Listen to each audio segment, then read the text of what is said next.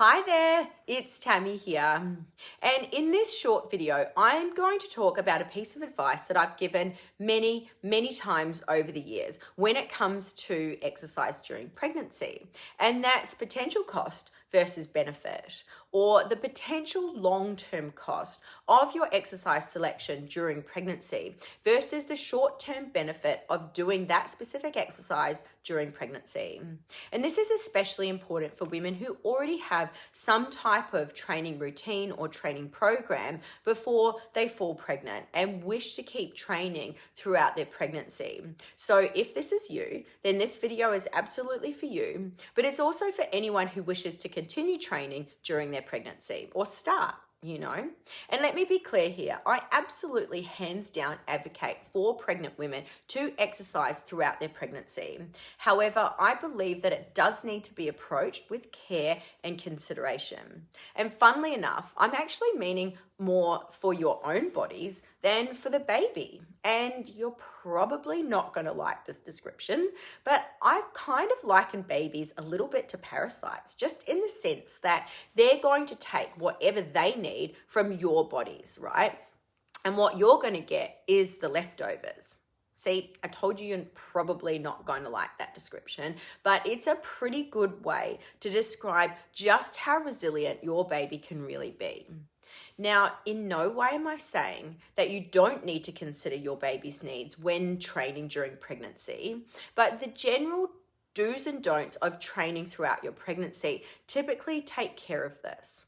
And of course, we cover all of these in the Secret Pregnancy Journal. So if you want to access the Secret Pregnancy Journal, feel free to head to the link in my bio and apply for my complimentary but private WhatsApp community. And just to reiterate, in no way am I saying that we don't need to consider your baby's needs during training throughout your pregnancy, but the general training do's and don'ts typically take care of all this. What I am saying is it's very important that we take your body into consideration when training, because the potential cost of not doing this is actually far-reaching. From the weakness in your core and the instability of your spine due to your expanding abdominals, the potential to increase abdominal separation and pelvic floor weakness, to doing things like causing musculoskeletal issues from not considering the change in your center of gravity and all that goes with it during pregnancy. And of course, you can't forget the increased ligament laxity that's caused from the hormone relaxin. And it's so much more. And it's because of these things and so many more that you need to consider the potential cost versus the benefit of your exercise selection during your pregnancy.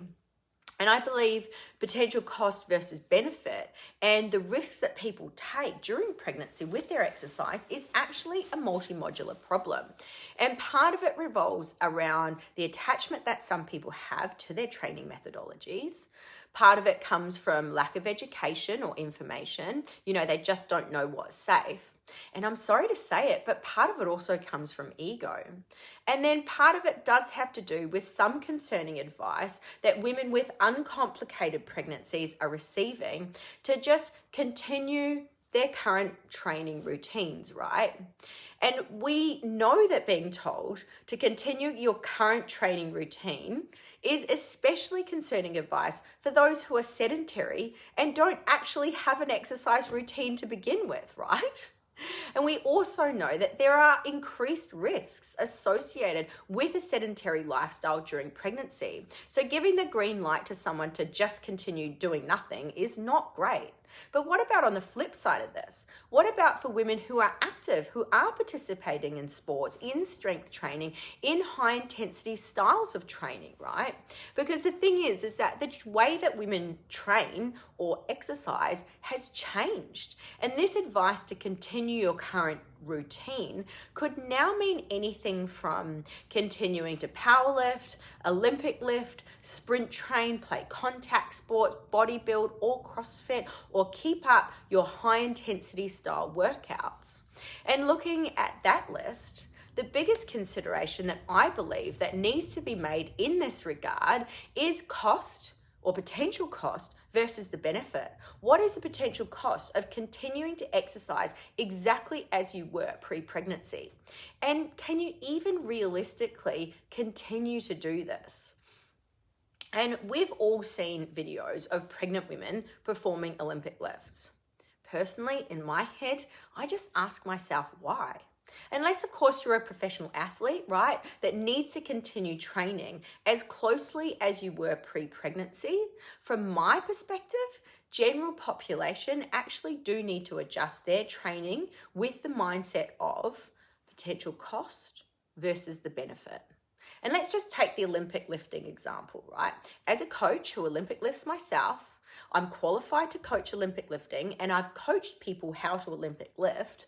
I know there are many, many ways that you can break these lifts down that follow the same movement patterns and elicit the same response from the body that would actually be safer and put less pressure on the pregnant body than performing the actual lift itself.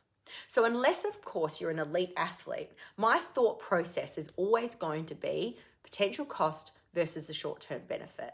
And even when talking about elite athletes, the guidelines for athletes still say athletes who are already exceeding the amount of physical activity described in the guidelines may continue with their physical activity or exercise program, but should modify their activities as their pregnancy progresses with advice from an informed professional. And it's really important to remember here that these professional athletes are typically under the supervision of teams of specialists, from sport-specific coaches, sports scientists, dietitians, physiotherapists, and sports medicine physicians. So from my perspective, for the general population, the blanket advice to continue your current workout isn't actually taking any of the following into consideration, right? And that would be things like, can you realistically continue your current program or sport? What's the potential cost versus the short-term benefit of doing so? And the modifications required as the pregnancy actually progresses, right? So this blanket advice is also not taking into consideration the many different physical effects that pregnancy can have on a woman, from abdominal separation, pelvic floor dysfunction, pelvic girdle pain, lower back pain, pubic symphysis, sciatica, de Quervain veins, carpal tunnel, varicose veins, and hemorrhoids, and that's just to name a few, right? And adding to all of this, you then have, the general pregnancy exercise recommendations around things like overexertion and strenuous exercise, positions, equipment, movements, and activities that actually need to be avoided. And you're supposedly meant to know and navigate all of this while continuing to follow your current exercise routine. I mean, honestly, it's enough to make your head spin. So it's really through no fault of your own that women are doing things like turning to social media influencers and following like generic one-size-fits-all workouts, right? If I didn't have the knowledge and the training background that I do, I'd probably be doing the same myself. But I truly believe that there is a better way for the pregnant population that doesn't leave them or doesn't leave you to choose your own adventures, like the books that I used to read when I was a kid, right? One that educates you across the core pillars of health, one that provides individualized exercise prescription where women are connected and supported by a specialist in this area, and they can share their journeys with other women just like them. And if you want your pregnancy health and well-being to include all of these things, feel free to head to the link in my bio and apply to join my complimentary but private community. So that's it from me today. I hope this video helped. I'm sorry if it was a bit of a rant, and I'll see you in the next one.